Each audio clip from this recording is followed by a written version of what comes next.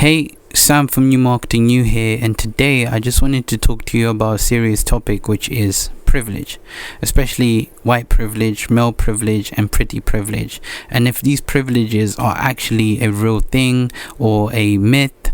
And just share some of my opinions and perspectives on it. So this video was inspired by a video I did last time called "Is the Black Lives Matter movement, feminism, and Me Too movement correct?" So if you haven't seen that video, you might want to check that video out after this video. It should pop up in the top corner of this video. So to simply answer that question, is white privilege, male privilege, and pretty privilege a real thing? The answer to that question for me is yes. And I want to break it down on why I believe it's true, and just some insights or some perspectives that you might know or you might not have, looked into. So to break down privilege, right? By definition, the word privilege means a special right or an advantage given to an individual or a group of people. If that is the definition of privilege, then privilege is a real thing. And I'll give you an example on the most foundational level of what privilege actually entails, what privilege actually means. And the first level of privilege that all of us get to experience is life. Life is the very first privilege that is given to everybody. And I believe that privilege, there are many privileges, and a lot of us get different sorts of privileges, right? So it's not just like white people or men or pretty people get the only privileges. There's many privileges in life, and we all get these privileges, I guess, at a certain moment in time. So let me go through that again when I'm talking about the foundational level, when I'm talking about life, right? Now, what I mean by that is the chances or the odds of you being born and still alive today is nearly zero.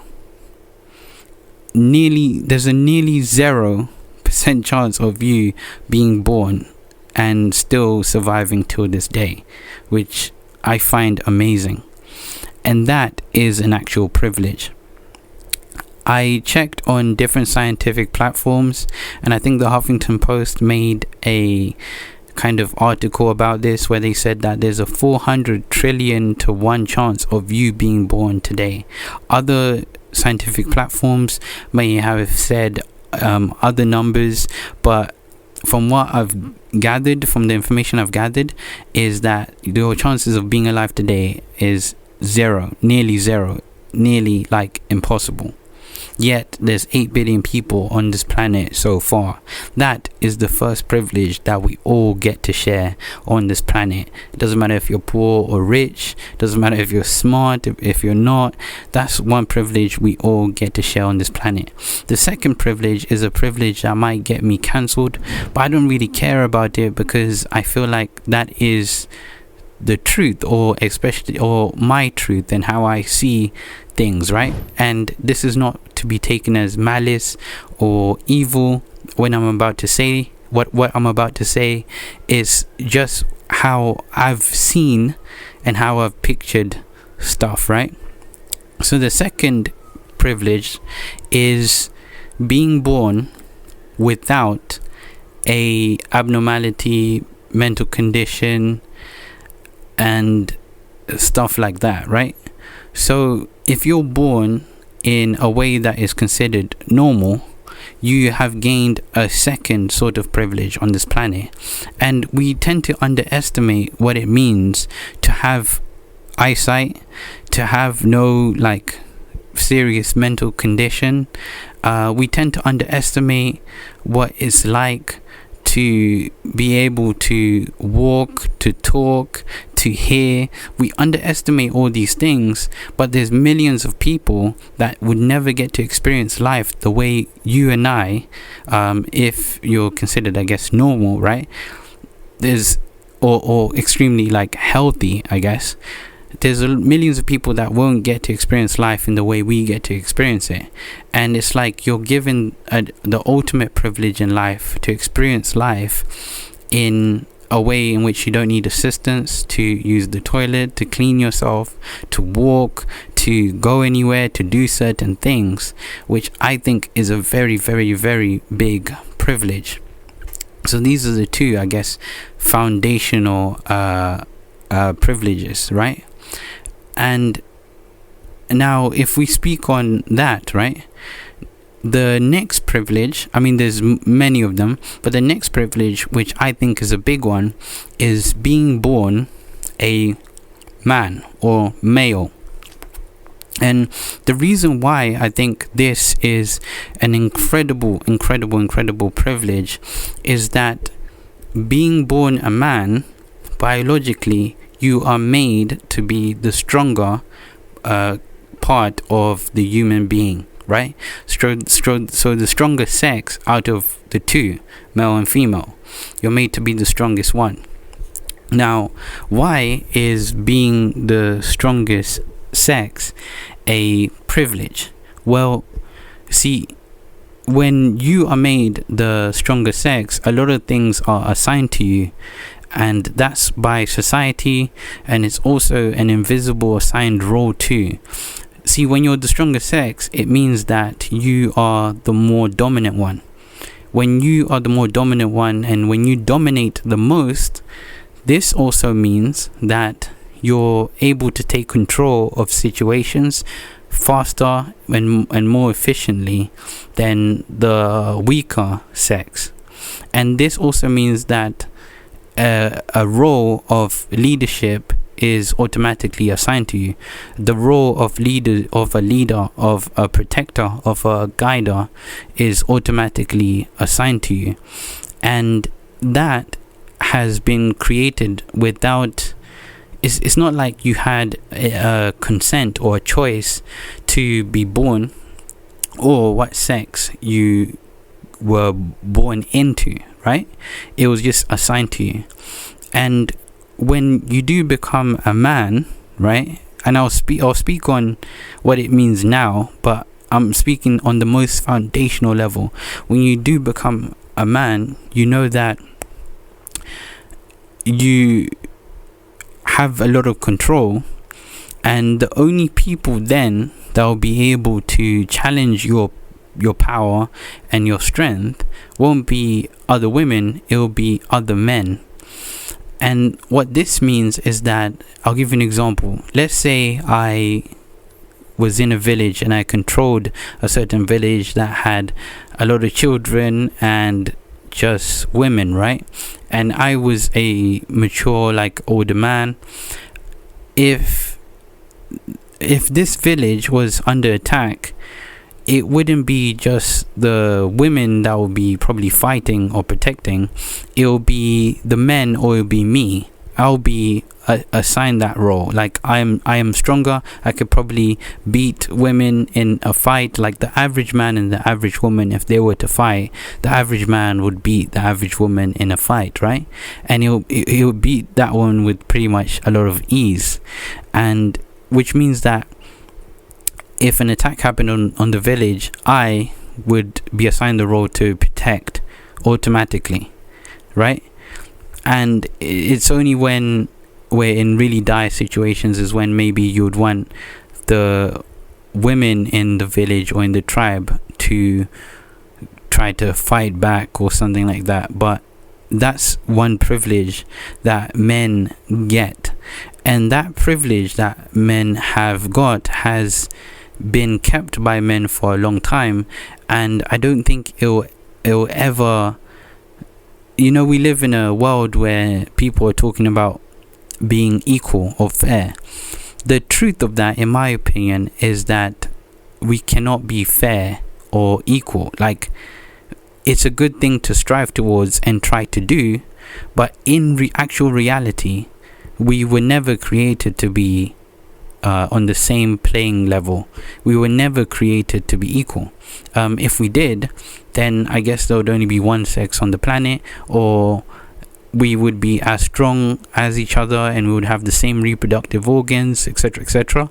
But we weren't created to be equal or fair, and it's just something we're striving towards and pushing in this day and age, but that's never how it was supposed to be.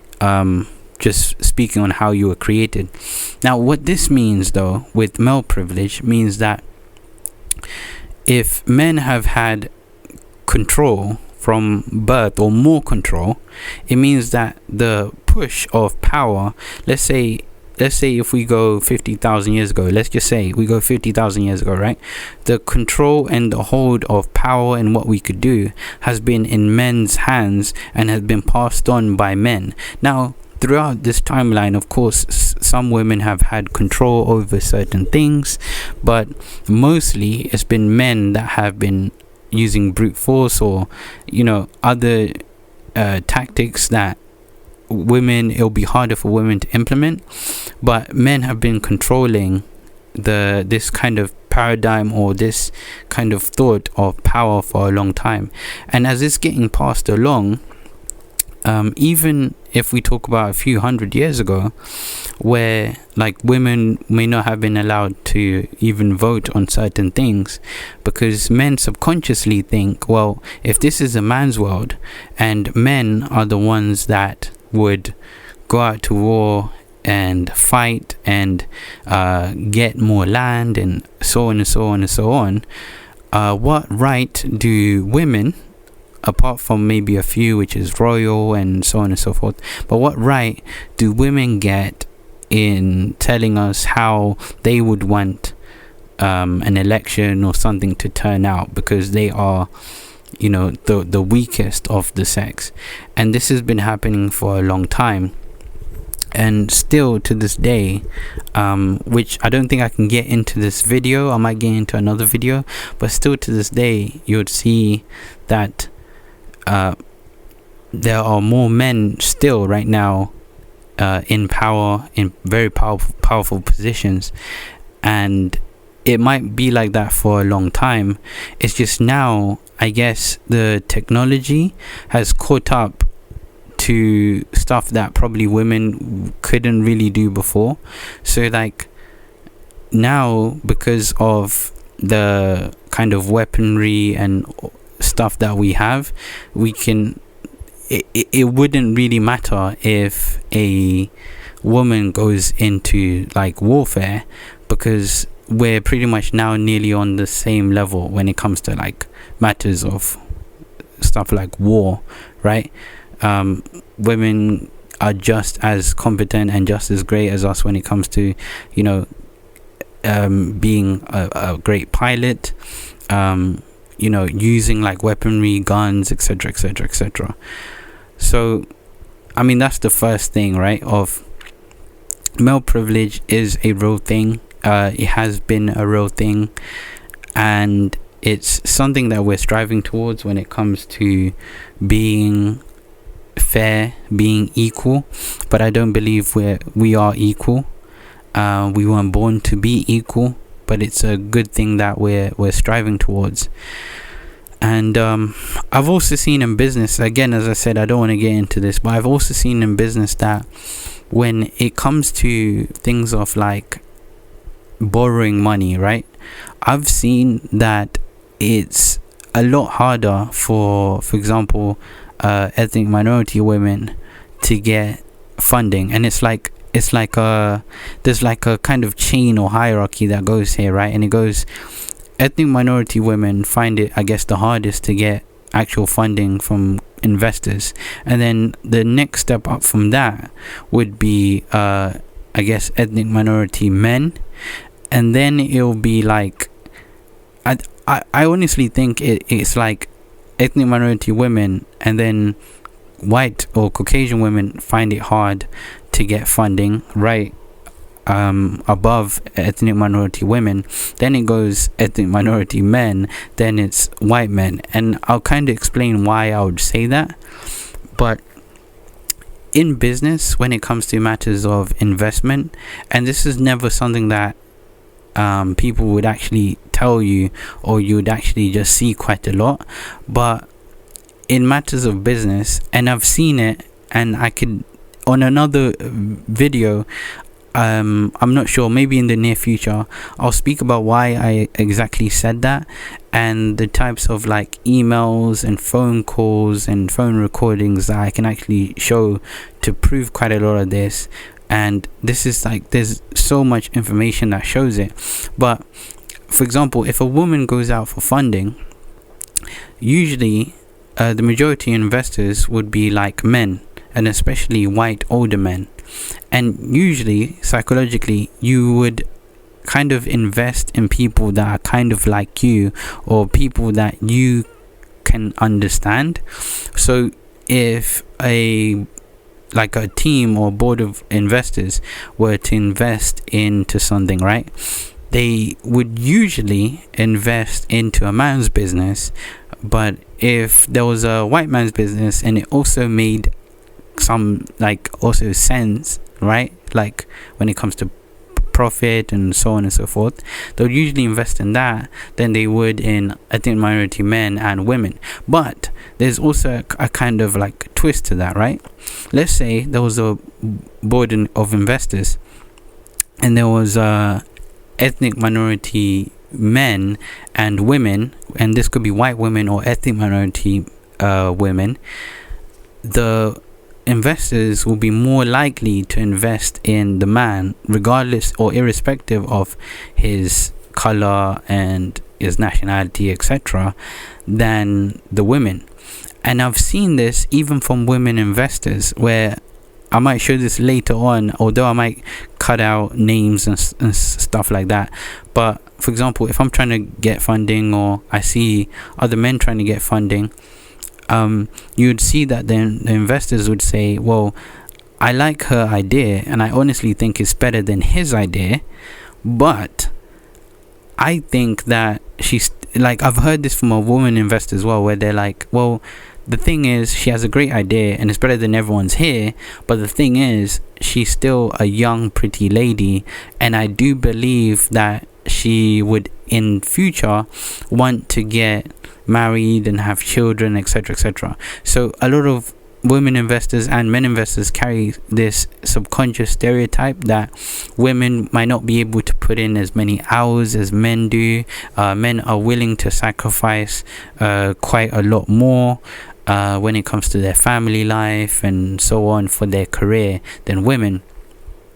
And part of that might be true, but of course this is on a case-to-case basis, because if you get a woman entrepreneur that doesn't really want to have children, then and you have this subconscious thought, it means that you push her to the side even though she might not even have wanted that type of thing. So it's this subconscious thing that I see quite a lot. Now, I've spoken male privilege a lot. The next privilege is pretty privilege, and I'll speak about this pretty quickly. But pretty privilege is a real thing. In fact, there's been some research, and I'll try to link it down below, but when you see a pretty woman or a pretty man, depending on, you know, like your sexuality and stuff like that, but when you see a pretty woman and she maybe asks you for something, right? So it's either a favor or a certain type of thing, you're more likely to respond positively to her than a woman that you find less attractive. And that's purely because of beauty. Or I know beauty is subjective, but it's purely because of what you consider beauty, right? Or what you consider like what being beautiful is. And the reason this actually happens, right, is because when someone looks good and they look like angelic or something, they're able to get away with quite a lot of things that other unattractive men or women can't really get away with, right? So you would look at a woman and be like, wow, because she looks cute or because she looks beautiful, she possibly can't be a bad person, right? She looks like a literal angel, so she can't be a bad person or have bad intentions. But you couldn't be further away from the truth. And I find that very interesting. There's been loads of experiments that have been documented. I think there was an experiment I've seen on TV where an attractive woman and a woman that's not that attractive tried to catch a taxi to a place with no money, and each time the attractive woman would get into a cab, the taxi driver or the cab driver would say, "Sure, why not, I can take you down there." But when the unattractive woman would do that, he would instantly ask, "Well, I need payment for that."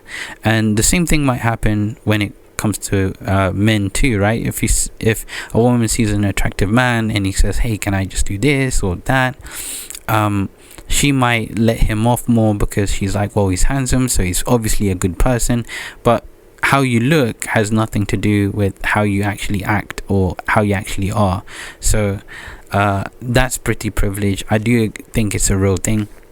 The next one is white privilege, and it's a video that I might need to touch on later, because I feel like we're running out of time on this. But the next one is white privilege. So what is white privilege, and how does it actually like exist or impact people's lives? And it's funny enough, I think I've seen a video in H3 where he spoke about, he doesn't really understand white privilege, and he says he was, I think before he became like wealthy, he was also struggling, and he was like, well, where is my white privilege, right? So I think the common misconception that people don't get with privilege is they think, and I found this out with all of life, right? People don't think in a black and white, people don't think in a gray area way. They think in a black and white way. So they think like, like it has to be this or that. It can't be both, or it can't be in the middle, right? All this stuff that I'm saying about privileges is an average of. It's an average. What that basically means is that earlier, I think you heard me say, men are born to be the strongest sex on average, right? If you take a man that doesn't know how to fight and a woman that doesn't know how to fight, there's a 8 or 9 out of 10 chance that the man will come out on top, and the man could probably beat up multiple women, right? Or you see what I'm saying? But it doesn't mean every man, right, might be born with more strength or testosterone or so on, right? There are some anomalies, there are some glitches, there are some, of course, data points in which a man might be weaker than a woman, right? But on average, most men are stronger than women, right, biologically. Same thing with when it comes to like pretty privilege and even white privilege, right? So having white privilege, it's an average, and I'll explain this. I'll explain it in detail, right?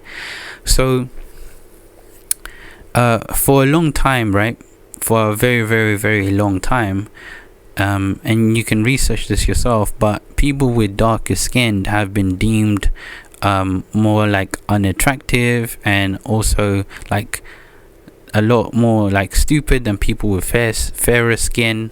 And this is a way of thinking that's been around for quite a long time, and this was also kind of put on steroids with American slavery, where you would see where they would split out black slaves and put the dark-skinned slaves to work on the outside on the fields, and the lighter skinned slaves to work in the house, because their skin complexion was closer to their own skin, which could have meant that, of course, there might have been some sort of like rape going on, or an affair that had that had made that lighter skinned person, so they were a little bit more preferred than the darker skinned people. And what actually happened here is that ever since then, right, even years on, and this has been happening even before slavery, but ever since then, and even years on, till this day, in ethnic minority communities, we suffer from things like white privilege. We suffer from, if you are of, like, let's say, lighter complexion, you're deemed like more attractive and better than someone that's darker skin. And this is in not only the black community, but this is in other communities too. Asian communities, Arab, Hispanic. This is a thing that's like very prevalent and very consistent in our communities. And also when it comes to let's say like skin color, right, and which one is more attractive, etc., etc., it also comes with power and a control, right? So if white people were deemed more like smarter and more attractive, but we'll just stick on smarter, more like smarter, and let's say the majority of people are like, let's say, white in the Western world, right? Let's say the majority of people are white. This means that they carry a sort of like this kind of thinking of, I hold power, I deserve to hold power, I'm smarter, I'm better than all these other people. It actually means that as time goes on, this transfer of power keeps happening. And this transfer of power, like if you understand things about like history, right, like how one thing is now, or how one thing develops, doesn't just affect now, it affects the later generations that come before it. So if you go to war with a certain country and you ruin a certain country, or you colonize a certain place, or for example the British Empire had colonized nearly, I think, more than half the world, right, it has a later effect on other things, even if you had nothing else to do with it. So with white privilege, it's a thing of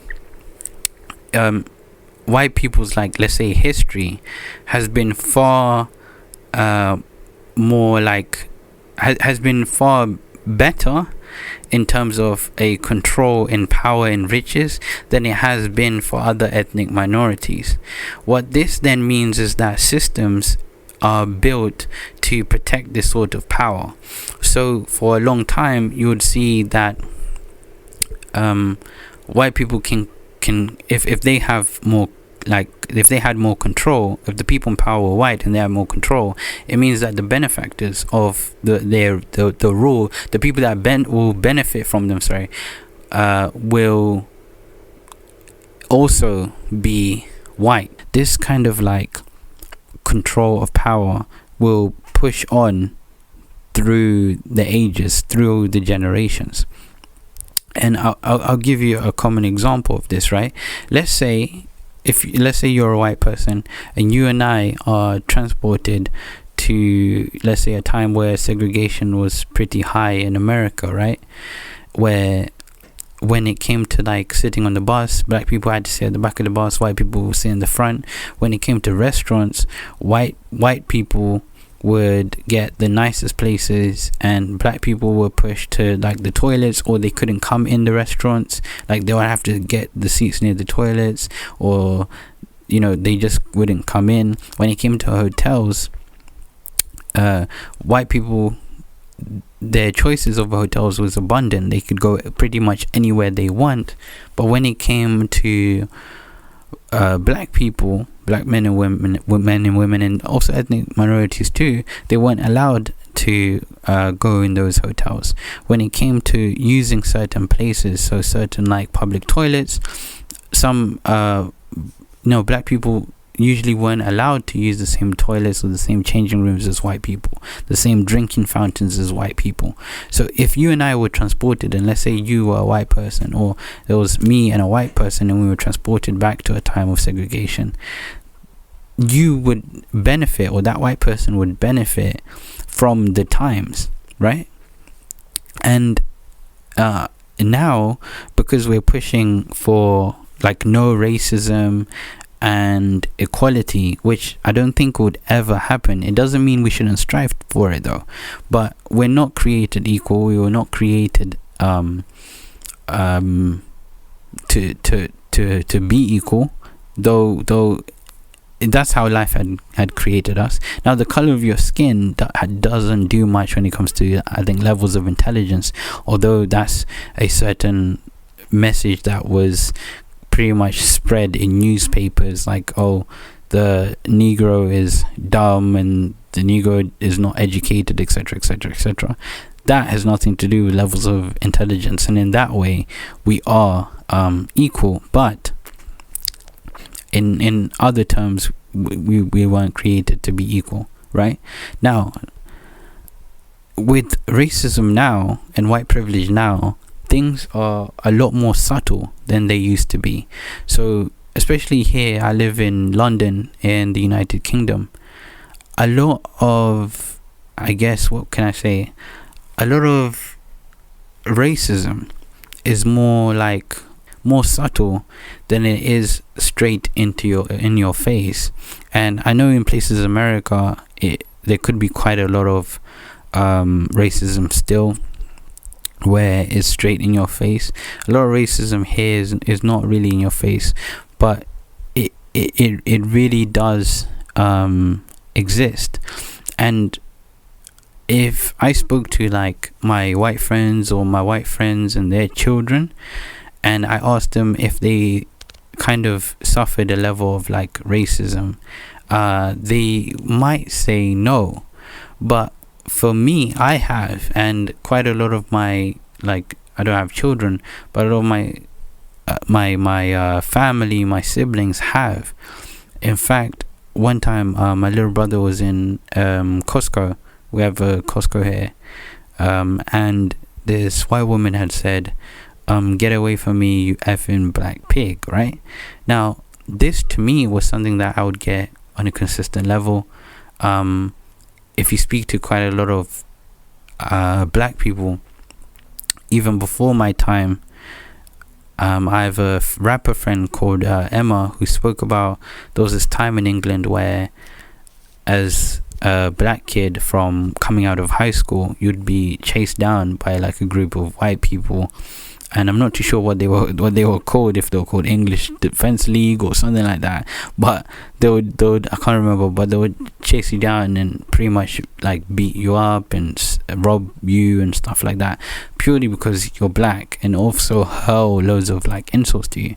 Now, I don't know if a lot of white people have experienced that just because of the color of their skin, and this is, in fact, is a privilege that a lot of them are lucky they don't really get to like experience and go through, and a sort of experience that we've become accustomed to or used to, and we just had to live with it. You know, same thing, like this sort of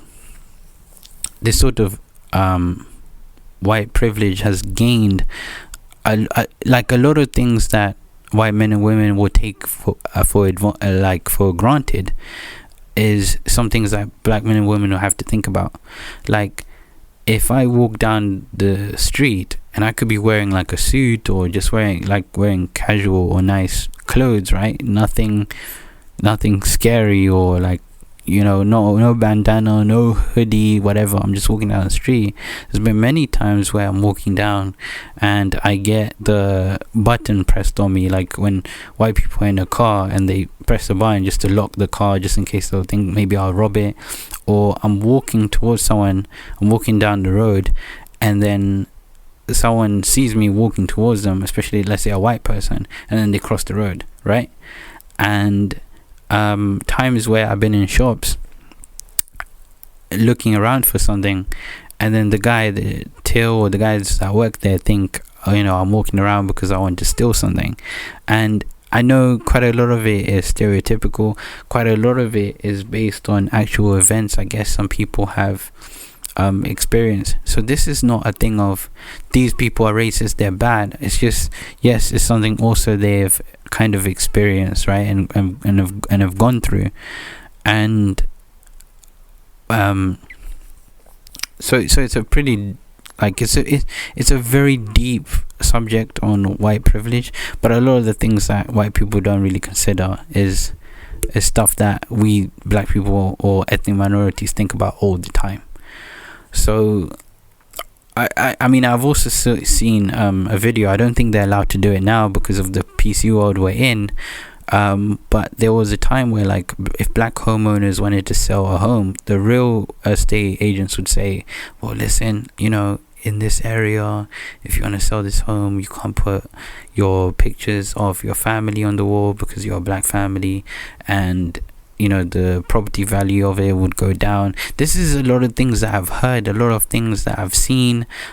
Even when I saw, like, one of my one person I know, when they were getting arrested, this person was black. The white police officer said, you know, like, you know, you're so lucky that, you know, I have caught you, and I said this because if it was another police officer, I mean, and this was a complete, like, mistaken identity case, but he said, you know, you're lucky that I had, like, I'm here and I'm talking to you about this, because if it had been another police officer, then, you know, you probably would have been arrested that day because you're black, right? That's what the police officer said. And I think for quite a lot of people, it's hard to believe, but it's something that I've experienced and I've seen so many people experience. So for me, that is white privilege. There's a lot of things I want to speak on, to go more in depth and stuff, but I think it'll make the video way longer than it actually should be.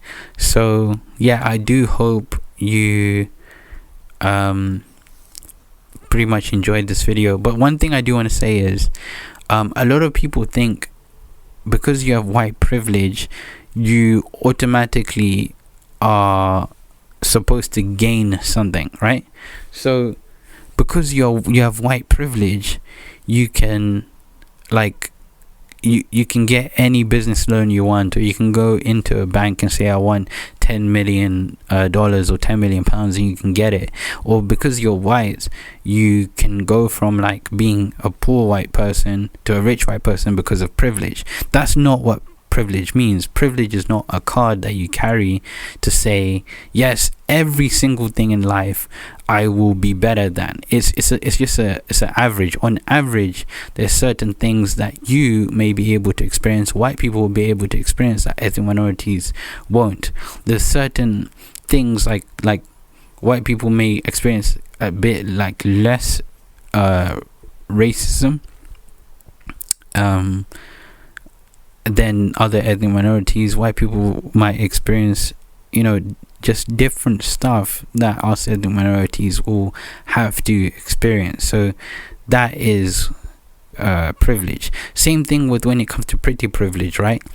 Just because you're pretty doesn't mean that, like, because you're considered, like, beautiful in the Western world, doesn't mean that in every cab you go into, all the drivers will be like, yeah, that's right. But it is an average. Like, a lot of cab drivers will let you off, right?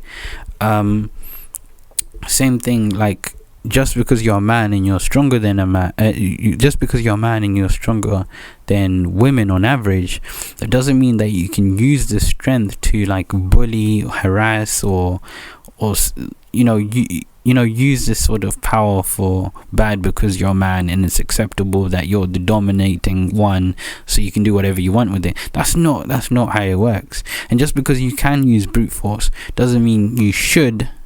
But there are times you do, but that's not for, like, hitting people unnecessarily or hitting women. This is just a law of average. So just something to keep in mind when people talk to you about privilege, white privilege, or so on. So listen, if you like this video, make sure you check out all the other videos that we have. You can subscribe to the channel. If you liked these videos, I'll drop some more videos. You can check out the videos that I'll be popping on the screen. Leave a comment on things that maybe I didn't get or I missed out on. And yeah, I hope to speak to you more soon. Thank you. Bye.